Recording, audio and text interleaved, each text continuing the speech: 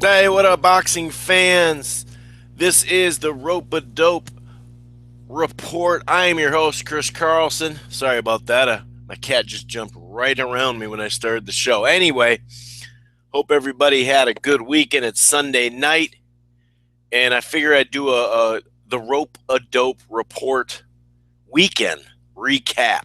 Okay, make sure you check out the Rope-A-Dope Radio podcast live every Wednesday. You can check it out anytime, though, blogtalkradio.com/rope radio.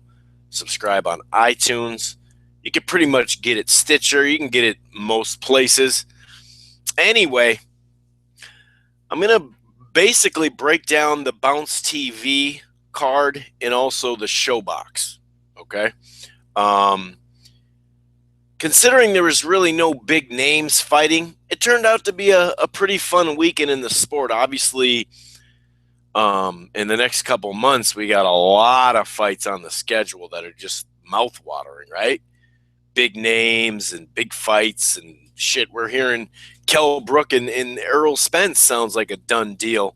I'll be doing a preview video for that once it gets actually for sure announced because, it's boxing. But anyway, it was a good weekend is what I'm trying to get at. Let's start with the best fight of the weekend, and that was the main event for ShoBox. Now, of course, ShoBox pretty much, day in and day out, card in and card out.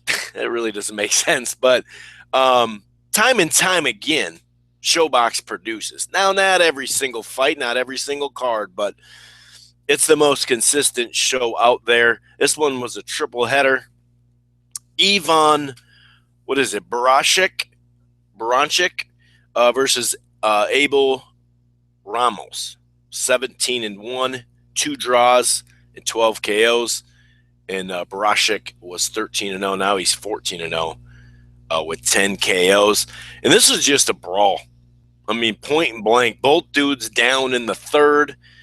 Just rock 'em, sock 'em. It seemed like every round there for a couple rounds in a row, maybe like the first 6 rounds, it seemed like every round just kept building and building and building. It was a fun fight, really fun fight. Let's break down the rounds real quick.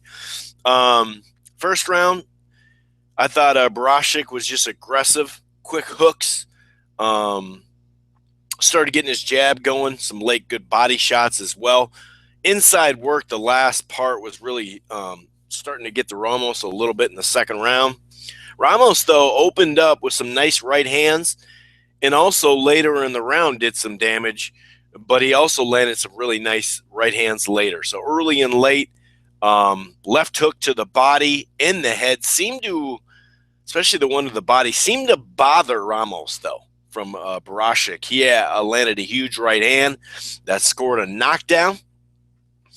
However, after being down, Ramos came back and he had a left hook, I believe it was a counter left hook shot that dropped him. So it was a back and forth fight, and that's what, between the jab and the counter shots, that's where Ramos was really either winning the fight at times or at least staying in it. I mean, he did a hell of a job considering it looked like he was getting beat up, let's put it that way, at the start. But he really came back. So that was, like I said, I mean, the third round, both guys down. Fourth round, great round. Midway through, both guys just back and forth, answering each other back and forth. There was a left hook with about 70 seconds left, as my notes say. Dropped them, so another knockdown for Baranchyk. I gave the fifth round to Ramos, though. Another, phenomenal round, especially the first part. The last half, though, I thought Ramos was winning that round. Same with the sixth. And here I am. So after 5, Ramos had 72 jabs. Whereas, what was it? I think Ramos was actually leading the punch stat, too. I think he was like a 150 to like 110 or something like that. The body shots were in favor of Baranchyk. No surprise there, 36-15. But after 15 rounds, 72 jabs, that's pretty damn good. Sixth round was the best round, I thought, probably of the fight besides round 3.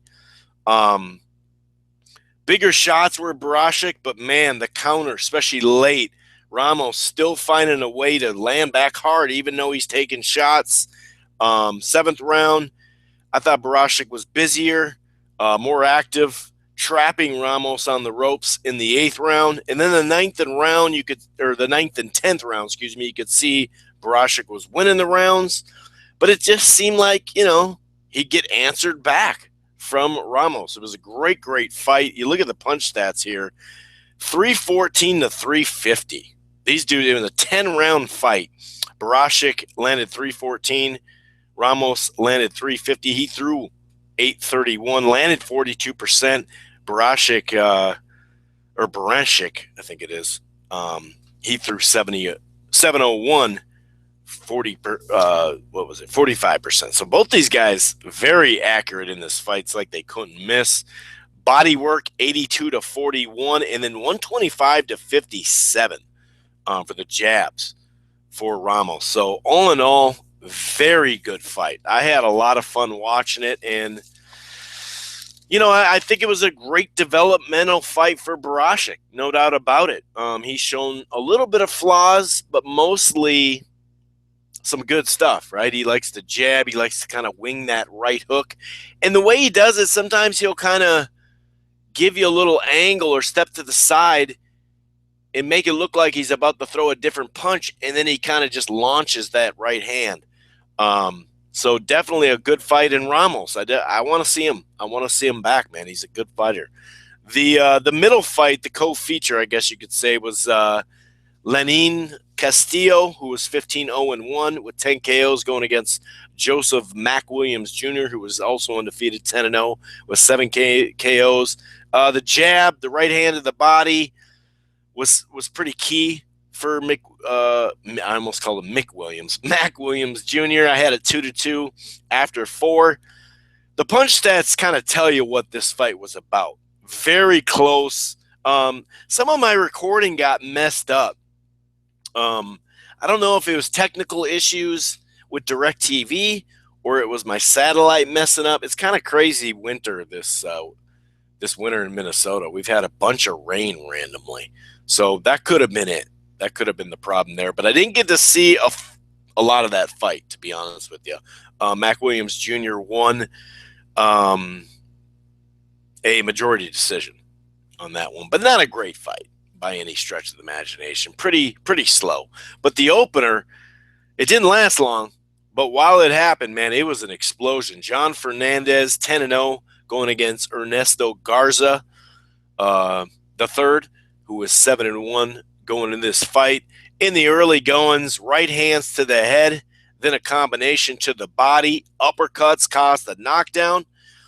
After that, though, and that was Fernandez who caused the knockdown. After that, though, man, they were swinging for the fences. I mean, these dudes were getting it in. It was fun to watch. Both trading wild hooks in the second round. I'd say Fernandez was landing cleaner shots overall, but, man, Garza just kept coming back. I think the last 30 or 40 seconds, he closed out the second round.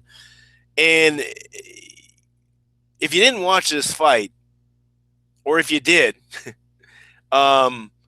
uppercuts were the story. So if you didn't watch it and you like uppercuts, you should probably watch this fight because Fernandez likes the uppercut. Uppercuts all over the place throughout this fight, even though it wasn't even a full 3 rounds. Right hands. Somehow Garza, though, still on his feet. They called a TKO in the third round. It was a good call.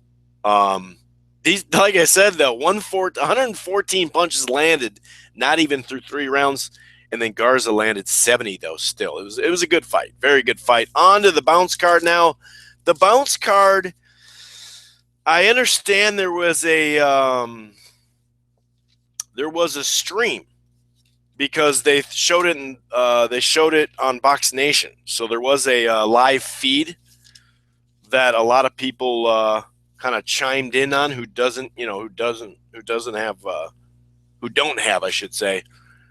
Get away, man. Sorry. Who doesn't have Bounce TV, right? A lot of people don't have Bounce TV. I'm hearing, though, if it's available in your city, even if you don't have the cable company that has it, let's say you have DirecTV or some other cable company, they don't have it, you can somebody told me you can buy a digital satellite and you can stream it for free. And I guess there's other channels that come with it. I'm not really familiar with that, but that's what I've been told. But your area has to at least, it's got to be capable in your area. You can go to Bounce TV to check that out. I was kind of a little bummed that they didn't do a live stream, but I guess like on their website. But I guess the fact that they had a feed, the international feed, I guess they said, why have a live stream if we have a feed that people will, stream into anyway, I guess. I don't know. A lot of times, I watch the Bounce TV stuff on the recorded stream later on the Bounce website, and there's not one for this one. So that kind of bummed me out. Hopefully that's not something they always do, and it only comes down to, if they have an international feed or not. I'm not sure, but most of them that I know have always had a stream. I did hear, though, on Bounce TV that Bounce, screwed up a couple of times. And, would go to commercial before the round was over or at the beginning of the round and stuff like that. That sucks. I feel bad for the people that watch that live on Bounce because I remember, when I heard that on Twitter, I was trying to think of this fight. I want to say it was during the week. It wasn't. I don't think it was on USA. Tuesday Night Fights. I don't think it was there, but it was this fight that they kept doing that to. They kept cutting the rounds early or midway. They'd go to a commercial. You're like, what the hell's going on, dude? Oh, that was so frustrating. So, that sucks. They better get that fixed, man. They better get that fixed. But anyway, so I didn't get to see a good chunk of the fight. I've only tried to go back and watch it. I know Jamal Herring bounced back over, what is it, Art? What is that guy's name? Hovashinian, something like that. He tough dude, hard-nosed dude. I guess Herring won by third round KO. So that's a nice bounce back off of that rough Shabakov fight from last summer. In the main event, Robert Easter Jr., he was pretty calm and safe, something that I think would have worked better against Comey and also against the next fight he has, Denis Shabakov, to be a little bit more calm and smart. But in this fight, I think people were more expecting the wild Easter Jr. to where he'd go for the knockout right away. So it did take a while for him to put his foot on the gas pedal. But the last, the 10th, 11th, and 12th, he scored a knockdown, most of them with the right hand, I believe. And just in general, for Easter Jr., to have a good year, a great year for him last year, got the title, and to have the hometown crowd. I first heard it was almost 9,000. Now I'm hearing that it was nearly 10,000. So big shots out to Easter Jr. to get that hometown fight, and to have a nice stacked place there. You knew they were going to come out in drones just based off the fact of his last fight. That was in, where was that? Was it in Pennsylvania? I think Pennsylvania, and it seemed like they were in Toledo, last September when he won that championship against Richard Comey. So congratulations to him. And like I said, you got to love the fact that Toledo came out in support of their guy. Anyway, he's got a big fight coming up. So we'll see where he, if he does go to Denis Shabakov. The only thing he probably could do, that's his mandatory. So the only thing he could probably do is take a unification fight. And that would have to probably be against Mikey Garcia. Because if you think about it, Terry Flanagan has a fight already, with Petrov, Linares, and Anthony Crawler. Sorry, I always say his name like that. Big shouts out to the UK. Anthony Crawler. Crawler and Linares part 2, they're going to fight. So that means they'll need some time after, to recoup. So I don't know. But Shabakov, that's a good fight. That's a damn good fight. Obviously Garcia is too. But I almost would like him to, keep growing here and getting better and go against Shabakov because that's a come forward fighter. And there are some things in that Comey fight that stand out to me that could come right back and haunts him in that one. So I think that's a good fight, though, man. I really like Robert Ishii Jr., though. Good young fighter who is just getting better. But the best fight that I saw out of the broadcast, anyway, I didn't get the chance to see the Goucher. I didn't get to see that against Fernandez. I haven't been able to find that yet. So, like I said, usually I just go to Bounce TV, just like ringtv.com. You know, I'll just the Ring TV Live. You know, I just go there and just watch the feed. So it kind of sucks that they didn't have this one, so I could just go there and you know, watch the recorded version of it there. But Rasheed Warren against what is it? They called him Double Z, ZZ, like ZZ Top, right? So it's like Zanat Zhakiyanov. We'll call him ZZ like everybody else was doing. This was a good fight, though. I thought Warren, well, of course, Warren won the first round, clearly. He started out with left hands, a nice right hook as well. Several good shots caused a knockdown, then another knockdown from a hook. So he's up 10-7. It looks like, wow, I thought this was going to be a competitive fight. I thought it'd be a kind of a hard fight for him, you know? Didn't look like that. But first round was over. Second, third, fourth, and fifth, I gave all the double Z's. Zhakiyanov. And by the way, congratulations to Ricky Hatton. He was the trainer for ZZ. And it's his first ever champ as a trainer, which is cool and very fitting because this dude fought very, very similar to Hatton. Just get all up in your grill, hold and hit, rough you up, go to the body, kind of wing these shots at you. He was a fun fighter to watch, man. It was kind of a sloppy fight at times. Other times, though, they were letting their hands go. But yeah, the hooks to the head in the first couple of minutes, I'd say the first 2 minutes, ZZ won the second round off that. He was getting inside in the third round. Hooks, landing good headshots once in a while. Nose started bleeding from Warren. Just the aggressor, right? Fourth and fifth round, trapping him, physically trapping him, physically holding him on the ropes, and just getting off on him. Very, very effective game plan, that's for sure. I gave Warren, let's see, I gave him the sixth round. It was a close round, but I gave him that one. I thought he was starting to find more room. That was his problem. He couldn't find any space. He couldn't find any room to get his shots off.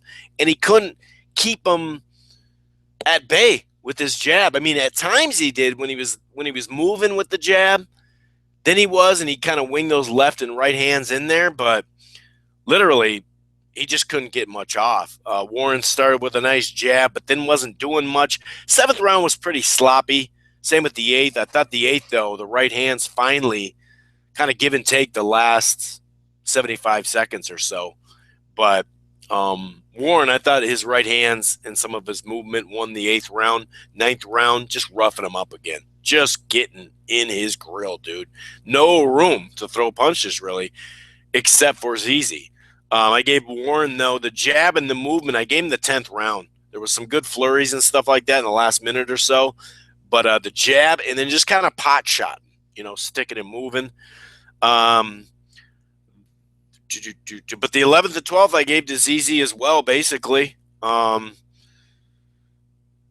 wasn't a ton of clean punching in the 11th, but still, I thought he did more work. Combinations to the body, hooks, overhand rights in the 12th round. Got it done for me. I had it like 8-4, or I mean maybe 7-5, but I had it 8-4, I thought. I had it 114-112 for ZZ. The scorecards read 1 for Warren, 115-111. And then the other two were 116-110 and 115-111. So I could see like a 7-5, 8-4. I see more of an 8-4. I wouldn't mind seeing a rematch on this. And it was a tough fight for Warren, and I give credit to ZZ too, man. He went down early, got up. Warren went on the canvas a bunch. Maybe one of them was a knockdown. I don't know. But really effective game plan. And we saw, Warren come back, taking an L from Payano, coming back and looking really good in the rematch. So maybe he can do that. There is some talks about a rematch, though, already. So that's about all I've seen so far. There are a couple lingering fights I want to check out before the podcast on Wednesday. But anyway, I'm going to get out of here for the weekend recap. You guys, until next time, like I said, I'll probably be back once they get that Kell Brook and Spence fight finalized, which hopefully they'll come by tomorrow. It basically have to come by tomorrow the next day, right? Because that purse bid extension is only a week, and that'd be this Tuesday. So anyway, I'm going to get out of here, guys. Have a good week. Peace.